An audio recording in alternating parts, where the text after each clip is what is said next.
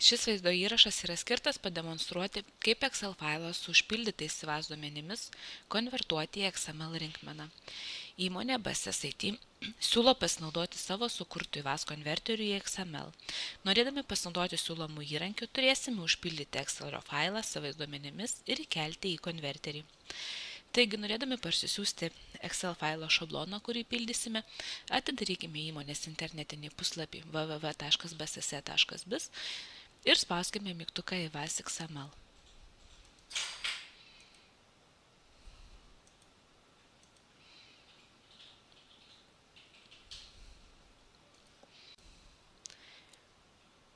Parsisiųskime Excel failą. Tai paspauskime mygtuką parsisiųsti Excel šabloną.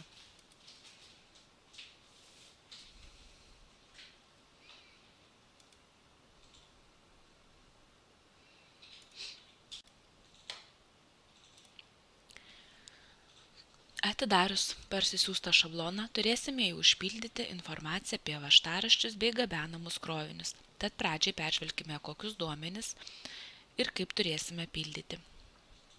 Parsisiųstas failas sudarytas iš 4 atskirų lapų – antraštės, važtaraščio, krovinių ir klasifikatorių. Pirmasis antraštė. Šiame lape turime suvesti savo įmonės kodą. Šiame lape, kaip ir visuose kituose lapuose, stulpeliai yra pažymėti geltonai arba žaliai. Būkite atidų, žali stulpeliai privalomi, norint suformuoti tinkamą XML rinkmeną, o geltonieji stulpeliai gali būti pildomi arba paliekami tušti. Antrasis lapas, kurį pildysime – važtaraščiai.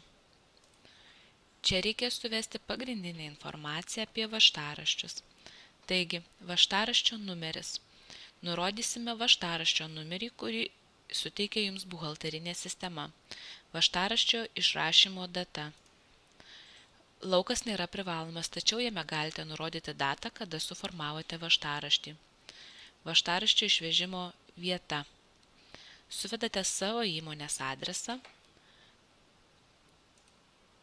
Išgabenimo data. Suvedate krovinio išgabenimo datą. Nurodote siuntėjo kodą, siuntėjo pavadinimą ir siuntėjo adresą, tai yra jūsų įmonės duomenis.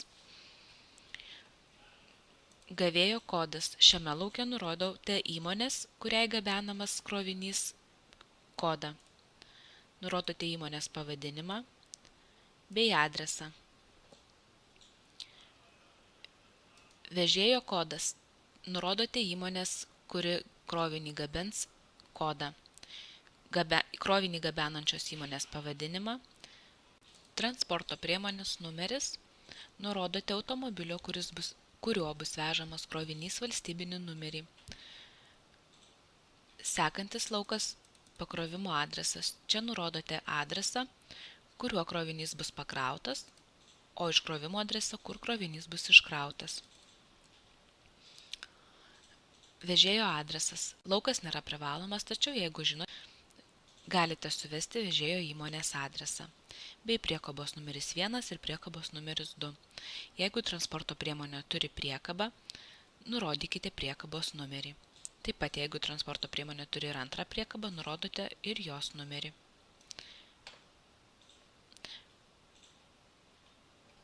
Baigus vesti duomenis apie važtaraščius, turėsime suvesti duomenis ir apie krovinius. Tad atidarykime lapą krovinys. Šiame lape jau vesime duomenis, kas vešime. Važtaraščio numerius nurodome važtaraščio numeriu, kurio produktus gabensime. Krovinio pavadinimas nurodome vežamų produktų pavadinimą, vežamų produktų kiekį bei matavimo vienetus. Taigi trumpai apžvelgėme, iš kokių laukų sudarytas Excelio failas, o dabar prisijunkime į savo apskaitos sistemą ir pradėkime failą pildyti tikrais duomenimis.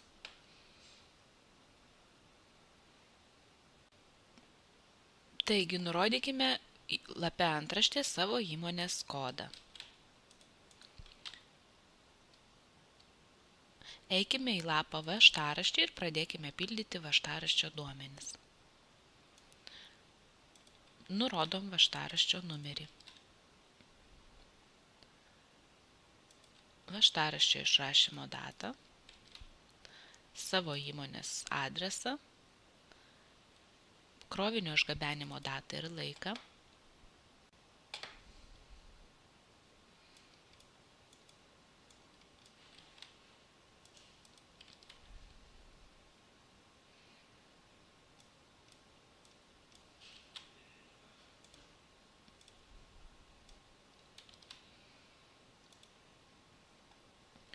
Pakartokime savo įmonės pavadinimą, kodą bei adresą. Nurodykime įmonės, kuriai vešime krovinį, kodą bei pavadinimą.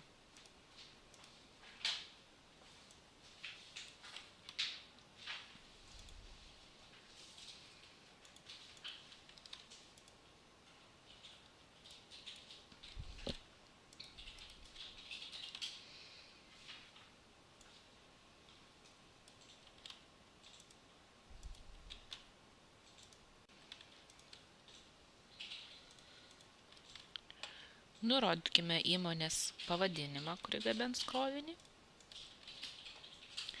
transporto priemonės valstybinį registracijos numerį, krovinio pakrovimo vietą,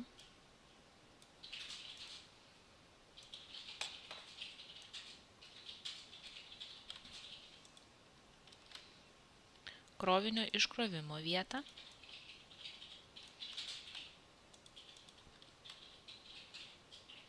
vežėjo įmonės adreso nežinome, tai paliekame tuščią, priekabos nebus taip pat, todėl lauką paliekame tuščią. Eikime į lapą krovinys ir nurodykime, iš ko susideda mūsų gabenamas krovinys. Pakartokime važtaraščio seriją bei numerį, nurodykime gabenamo produkto pavadinimą, kiekį bei matavimo vienetus.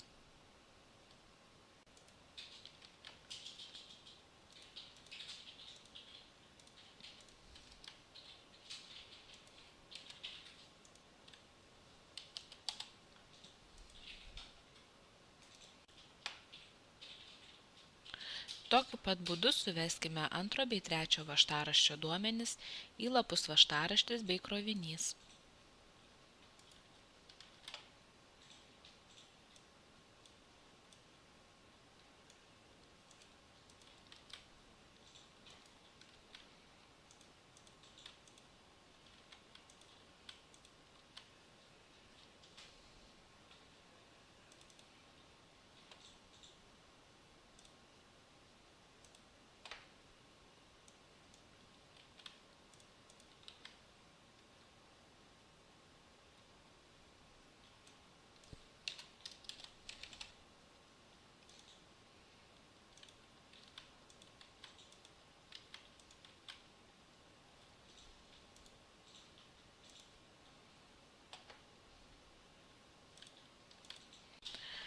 Taip pat suveskime antro važtaraščio krovinio informaciją.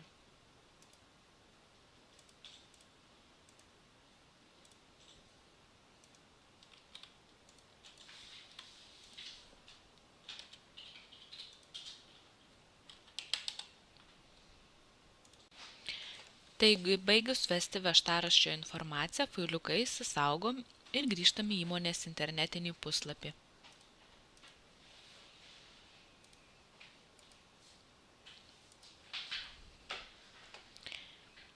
Šiame puslapyje nurodome savo elektroninį paštą, į kurį norėsime gauti konvertuotą XML rinkmeną.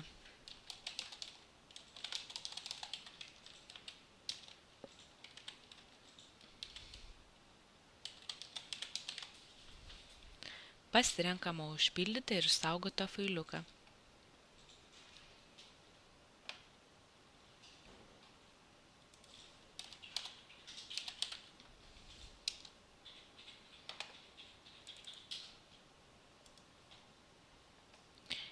Ir spauskime mygtuką Teikti. Po mygtuko paspaudimo į savo elektroninį paštą, kurį nurodėme, gausime XML konvertuotą rinkmeną.